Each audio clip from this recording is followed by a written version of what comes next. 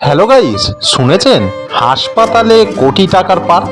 হ্যাঁ বন্ধুরা, মথুরাপুরের বুকে এরকমই কাণ্ড ঘটিয়ে তুলেছেন মথুরাপুরের এমপি বাপি হালদার। নবনির্বাচিত হওয়ার পরেই শুরু করেছেন এই মহান উদ্যোগ। আগে থেকেই কাজবাজ শুরু হয়ে গেছিল অবশ্যই। পার্ক বানাতে কত টাকা খরচ হয়েছে সেটা তো পরে জানবেন। পার্কে এতগুলি গেট রয়েছে সেটা গুনতেই আপনাদের হিমশিম খেতে হবে।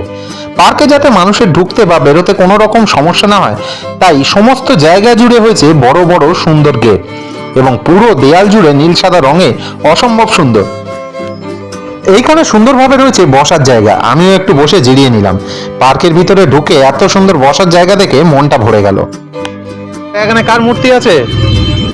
কাজী নজরুল ইসলামের মূর্তি আছে। কাজী নজরুল ইসলাম।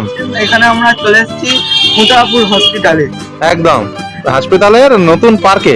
হ্যাঁ। এই যে নজরুল স্যার বসে আছেন, নজরুল ইসলাম দেখতে পাচ্ছেন কি দারুণ আবক্ষ মূর্তি বানিয়েছে। এই তো এটা বাথরুম বানিয়েছে, দেখো বাথরুম এগুলো।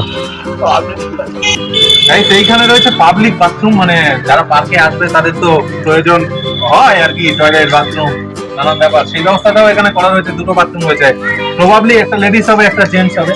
আর এইখানে পর পর কিন্তু লাইন দিয়ে মূর্তি আছে। এই যে এখানে নজরুল দিয়ে শুরু করলাম, আমরা আরো দেখাবো। সবুজে ঘেরা পথ ধরে হাঁটতে হাঁটতে এগিয়ে গেলাম। হ্যাঁ, সবুজ অবশ্য এখনো ভরে ওঠেনি, তবে কচি কচি সবুজ শিশুরা জাগতে শুরু করেছে। চারিদিকটা একদিন হয়তো সবুজে সবুজে ভরে যাবে।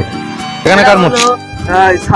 বিদ্যাসাগরের মূর্তি। বিদ্যাসাগরের পুরো নাম কি? ঈশ্বরচন্দ্র বিদ্যাসাগর। বাহ, ভেরি গুড। এই যে এখানে রয়েছে ঈশ্বরচন্দ্র বিদ্যাসাগরের মূর্তি, শিক্ষার সংস্কারক। শিক্ষা যার হাত ধরে আমরা বর্ণ পরিচয় বোধোদয় কথামালা, সেই ঈশ্বরচন্দ্র বিদ্যাসাগর। তারপরে এখানে একটু হেলে দুলে গাছের গায়ে হেলান দিয়ে কয়েকটা ছবি তুলে নিলাম। পরে কতই না ভিড় হবে। হ্যাঁ, তবে ছবি তোলা তো যাবেই। বেশ সুন্দর জায়গা। বসার জায়গা করেছে, বসে দেখা, বসে দেখা, ওখানে বসার জায়গা করেছে। বস, তুই বস, তুই বসে দেখা।